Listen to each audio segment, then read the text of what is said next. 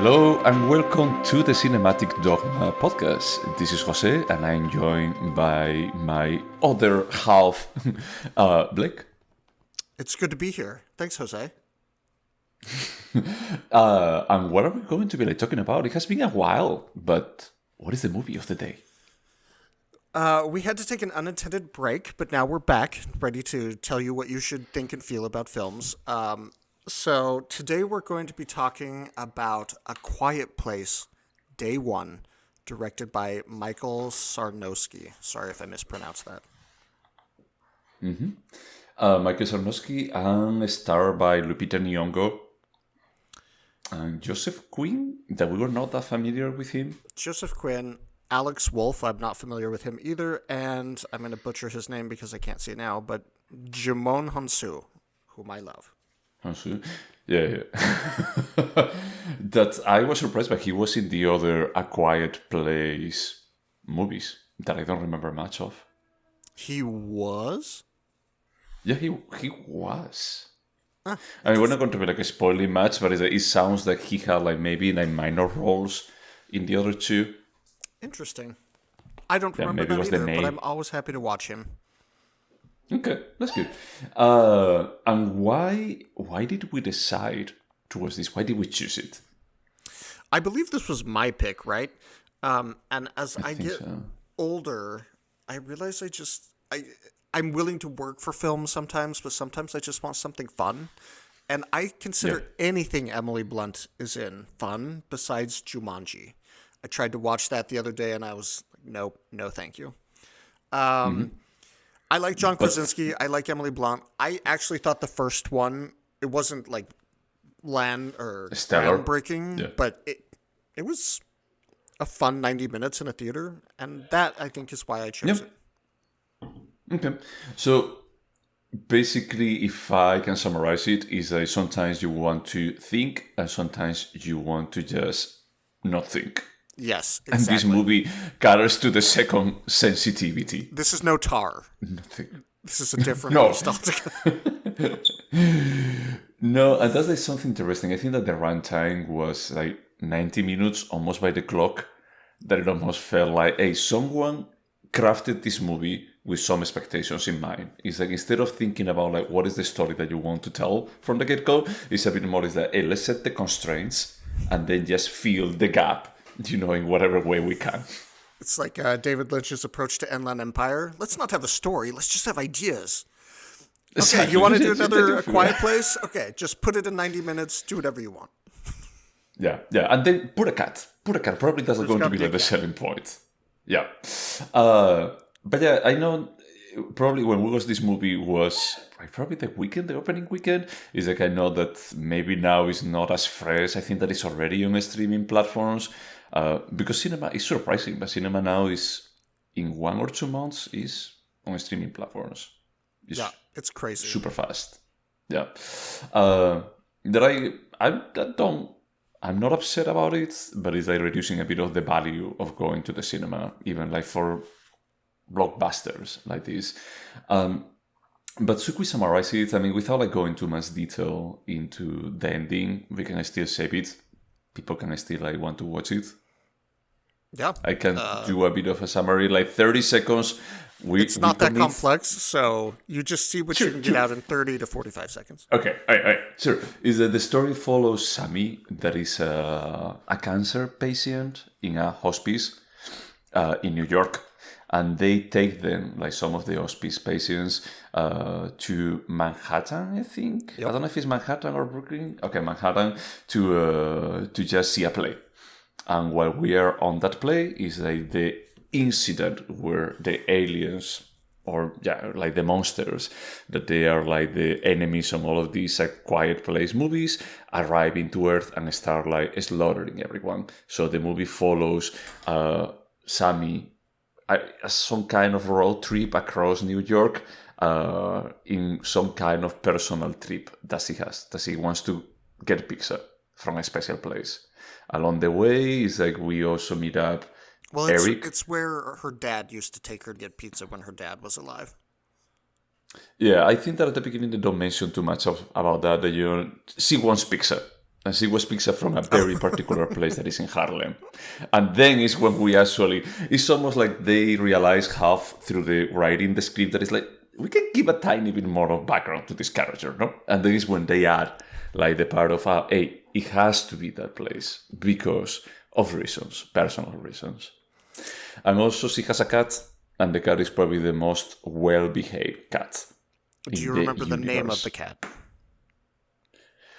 Oh, that's an interesting question. I don't know. Buster? Frodo. And I have to assume there's some sort of comparison to the Lord of the Rings and taking a journey and... Yeah. It's a little obnoxious. Yeah. I feel like a bit attacked right now. But yeah, that's basically it. There is nothing, like too groundbreaking or, like trying to deviate from the formula of a horror road trip movie. Like the set pieces are fine. Is that we see like some stuff that makes you wonder what is like the specific logic of these monsters when they get triggered or when they are not. That I think that for the previous movies it worked okay because they were in the middle of nowhere, but here is that they are in the middle of New York and there is still a lot of people around. And a lot of noise. It's not like the ideal location for sound hunting beasts. Yeah, but I don't know how, but they managed to decimate the population in 24 hours to almost nothing. But that's pretty much it. What did you think of it? I would agree that's basically the synopsis. I also had to laugh that at some point the military blows up all the bridges that connects Manhattan to the land around, so because the creatures can't swim. And I was like, what are the odds in a planet the size of Earth that the aliens just land right in Manhattan? Like, it's just going to happen. Have you watched any Roland Emmerich movie? Many of them, yes. I mean, I saw that Jake Gyllenhaal one. Something, The World Freezing. Oh, that was with him? Yeah. Like The Day After Tomorrow? Yes, that's the one. Yeah. Yeah, Is that he always managed... Yeah. I mean, the Godzilla, he's like, he always managed for all of the disasters in this planet to hit New York. It's the center of the universe, Manhattan, right? Basically, yeah. It's basically. So yeah, it's a bit more of a coincidence, as you say, and also besides like just falling in Manhattan. So it's like they don't fall in Brooklyn. They don't fall in New Jersey. No, in Manhattan. They have class. So if you ask how I feel about it, I will say that I enjoyed myself, not a tremendous amount. I thought whatever makes me have a fond memory of the very first film that didn't quite exist. I don't know if it's just because I didn't care about Sam that much. She doesn't speak most of the film, which is fine. That's kind of the nature of the story. But I felt like there was almost no character development. The monsters weren't as fun. I already forgot the name. Was it Eric? Eric is the man she pairs up with. The guy, yeah. There wasn't even really any chemistry between them, I feel like. I don't know. I just felt like this was kind of lackluster. Yeah, I at least appreciated that part of, hey, we're going to be like putting a male and a female lead, and it's not so much about them falling in love. That's not part of the story. I appreciated that part about like, well, they don't fall in love. They don't have like any kind of physical contact. Yeah, but you can have chemistry with an actor without requiring falling in love. I just felt like this isn't like a pairing on screen that is like, oh, wow, this is interesting to watch their dynamic and see what they do. Yeah, it's a bit more of when they so care for each other, it's pretty hard to believe it because that absence of chemistry that you were saying. So I agree with you. I felt like more of a product than a movie. Exactly. Yep. It was like, this is the Disney ride version of the original A Quiet Place film. Yep. It's a bit more about like, okay, the first one had like some kind of interest. I don't think that it was the second one, but I assume that maybe there was like some kind of interesting thing. It's like everything was already set. And this just felt like, I don't know what studio is behind. I don't know if it's Universal, Warner, or whoever. But looking into, okay, let's look at the successful movies from the last 10 years, and let's just get one that we can just do like a prequel or a sequel about it. And they just got this one, and then is what I was telling you, like trying to fill the gap into how do we want to make money with this intellectual property, filling the gaps for turning it into a movie that they can put in the cinema. And I agree with you. I think that's what they were trying to do. They were trying to make some quick money with a franchise that existed and has some, I don't want to say respect, but there's a group that loves it. And the budget was $67 million, and at the box office it made $261 million. So they did their job well. And it was distributed by Paramount, just FYI. Paramount. Oh yeah, that's right. Yeah, it's on Paramount Plus. So there's nothing inherently wrong, about it. I mean, inherently wrong is a bit more, if we want to get a snob, like the idea of, hey, we're just making this movie for making money and we are not even hiding it. I think that the cast is okay. They're okay. It's not that they do their best. It's more like the script, it almost feels derivative. Like ChatGPT could have just spit this out. Yeah. A tiny bit more consistent than I would expect. I still trust that they were humans behind the computers that they wrote this script, Because it's funny. The other day I was talking, this is a bit more of a side topic. Maybe I should have asked you this. Did you watch Alien Romulus? The new one? I did not watch the new one. I've seen the original. Okay.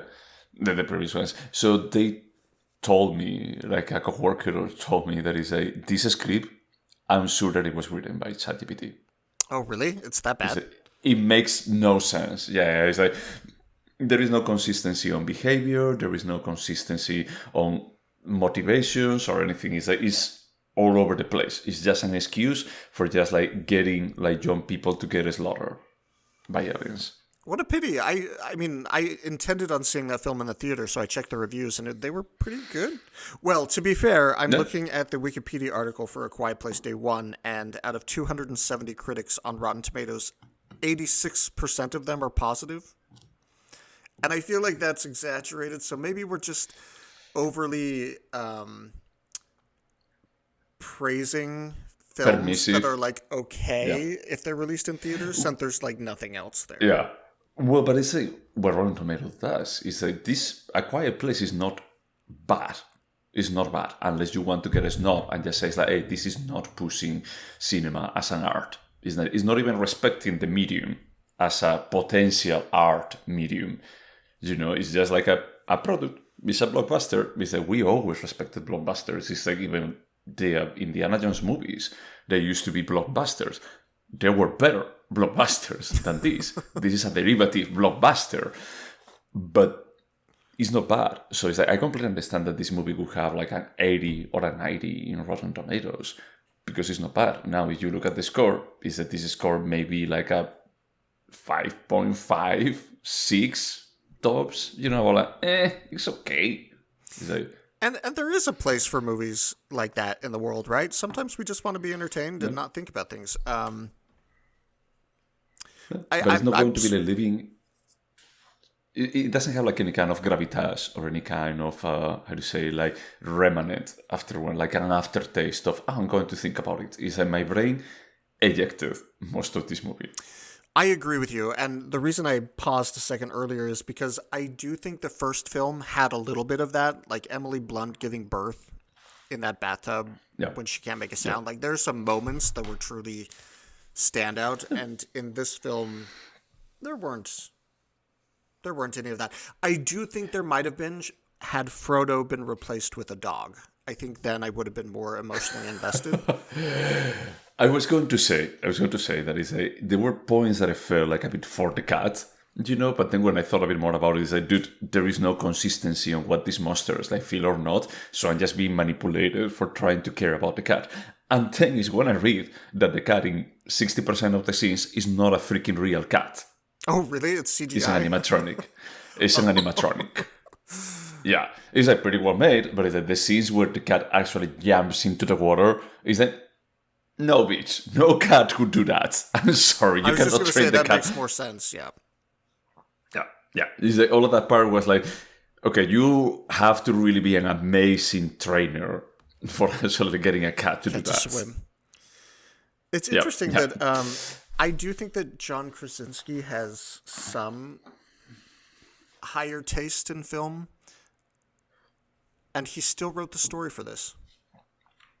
Oh, he did? He Well, was the. I don't know. Maybe he was just given inspired Oh, by John Krasinski. exactly. I think that it may be like based on the original movie by John Krasinski. Well, that's good because I was like, he's better than this. I don't think he's like a master filmmaker, but I was like, this is not something typically he would be involved with. Yeah, well, it says that Michael Sarnoski, the director, is the one that did the screenplay, but the story is by John Krasinski and Michael Sarnoski. Okay, if it's just the story, that's fine. So, yeah. I don't know. Like this film is so inoffensive on either end of the spectrum. It wasn't bad at all.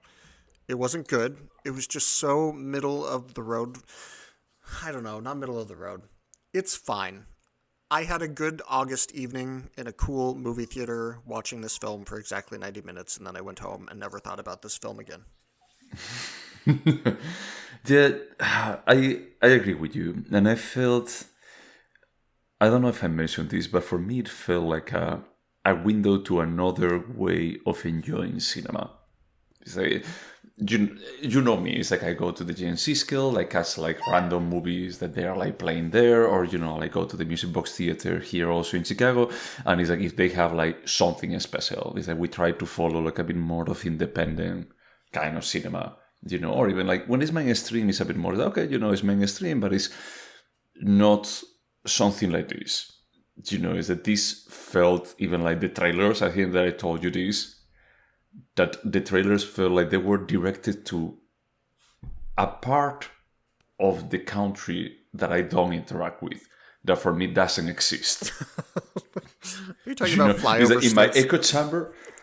Maybe, I don't know, but it's like I was just like visualizing like the trailers and says like, who watches this and is excited to watch the whole thing? It's like what they actually.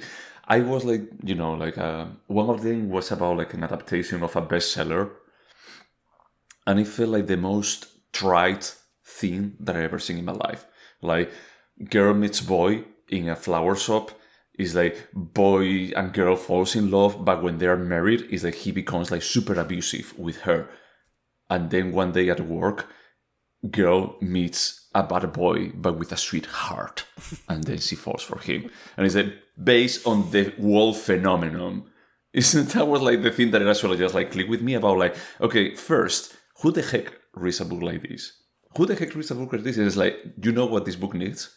A movie adaptation in 2024. And then they saw like that trailer for 1 minute and it says like, this is what I need in my life. This is it, And I just felt it's like, there has to be a market. There has to be a market for this movie too, about like, hey, I only go to the cinema for not thinking at all. It's like, I don't think too much about like the quality of the things. I just want entertainment. And if they're telling me that this is based on a world phenomenon, it's like, I need to watch it. I need to be part of the world phenomenon.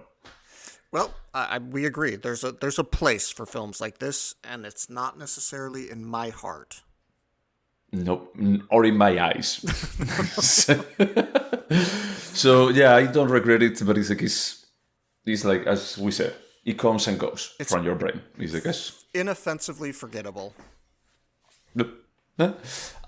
Should we go over the questions? Yes, please. Okay, so would you watch it again? No. I mean, maybe on an airplane if I was trying to sleep. No, the answer's no. Okay. My answer is no.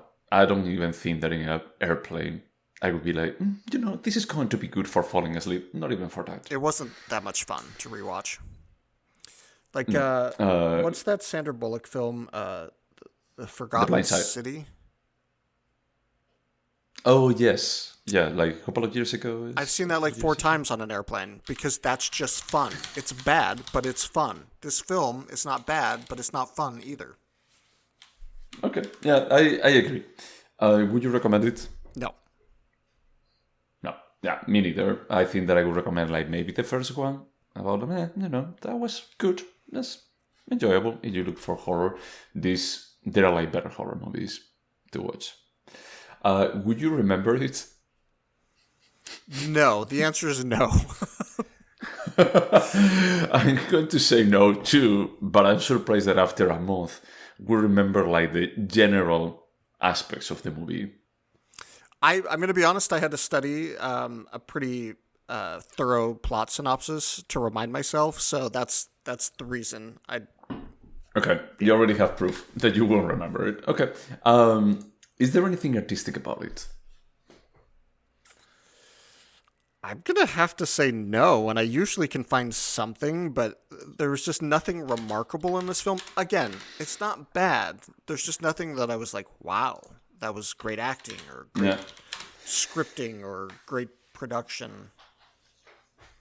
Yeah, I had to agree with you. I wanted to actually just at least I tried to say the acting was really good. And Lupita Nyong'o is an amazing actress, but I had the feeling that here it's like the script doesn't give you much, and I had the feeling that almost the energy that she gives is that, hey, I'm here for the paycheck. And she wasn't given much to do by the script either. Yeah, it doesn't give much, but it's like we have discussed other times that it's like you're not giving much and you're doing a lot with what you're giving. In this case, it's like you were not giving much and you acted in consequence of I'm going to be here, do this thing, and just be done. I mean, I'm sure the shooting was like 2 weeks. They knocked out their 90 minutes and she went on to do whatever. Yep. Is it a timeless piece? I mean, yes. There's nothing that roots it in time besides an iPod. I would say it's timeless, but timeless comes with like some sense of gravitas. People will be forgetting this film in 30 years the same way as we forget about it now. That's a great way of putting it. Is that you're going to be getting like the same value today at 30 years in the future. There is not going to be like changing our sensibilities that it was seen like in a different way. I agree. It's timeless. Not for good. Not for good, but it's timeless. Would you turn this into a TV show? So I honestly think that there's an opportunity to turn this into a successful TV show that I would not watch. Much like The Walking Dead. Like I'm guessing or The Last of Us. The Last of Us. Yeah, people would watch this and it could be entertaining. So if I was looking to get paid, yes, I would turn this into a TV show, but I would not watch it. No, that's fair. Yeah, I wouldn't. I personally wouldn't. I just feel like, look, 90 minutes was the perfect length. Is that there is nothing here that I feel, oh, gee, I wish that they develop like the character that plays the puppeteer at the beginning of the movie in the theater. It's like, I don't care. I don't care about anything. I'm giving them more runtime. Which was a clear homage to being John Malkovich, right? Like they were saying. Like I don't know if it was like a clear homage, but it was like, this is pretty out of place with the rest of the movie. It was very strange. And at least in being John Malkovich, it makes sense that he's a puppeteer. Here, it didn't make sense. About like, hey, I'm going to be like taking all of these people like near death. We're going to be like, taking them like for 1 hour of bus into Manhattan to see a puppeteer. So, okay. Because that's what terminally ill people like, puppets. I think that they were like just trying to push them over the fence to death. Like, okay, I choose death. I'm out. Could this have been a short? I think no. You needed to journey through Manhattan with her for this to make any sort of sense, and I don't know you could get that across. Like, certainly you could have scary aliens come and eat people making noises, but I do think the running time is kind of important to what the film ended up being. Okay. I'm going to go with yes. I think that if you remove like 2 set pieces, you remove the cat, and I think that you actually just can drop it safely. That damn cat. I felt a scam when I read that. It's like, oh no, it was an animatronic. It's like, okay, bastard. I only care about one thing in this movie, and it was not even real. Do you think that this movie could have been better? Yes, it could have. I can't point to one specific thing. The thing that comes to mind is like getting a better scriptwriter in. Probably not putting it in Manhattan. Maybe just a small family on a farm, like the original film. So changing the whole movie. Okay. I mean, that's what I'm debating too, because I think that it could have been better, but I had the feeling that you have to change the whole thing. A lot. You'd have to change a lot. Yeah. So, sure, yeah, it could be better, but I think that the first thing that you have to change is like, does this movie needs to be done? I think the world would be just fine if this never existed. There wouldn't be a major loss to anyone. So if you, now I'm talking to the audience, if you are listening to this and your life has been touched by A Quiet Place Day One, please reach out. Is that I would like to know more about you and about like your life experience to actually understand like what am I missing in mine, about like is there like a sensitivity theme, because I had the feeling that this is like the most forgettable movie that we have ever watched. And we're open-minded, so if you have a persuasive argument, we'll listen to it. Teach us. Yeah. We're not. Yeah.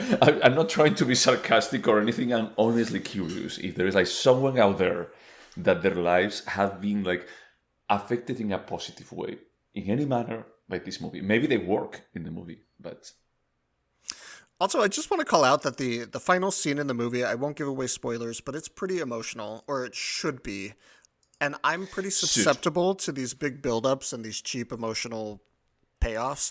I felt nothing at that final scene.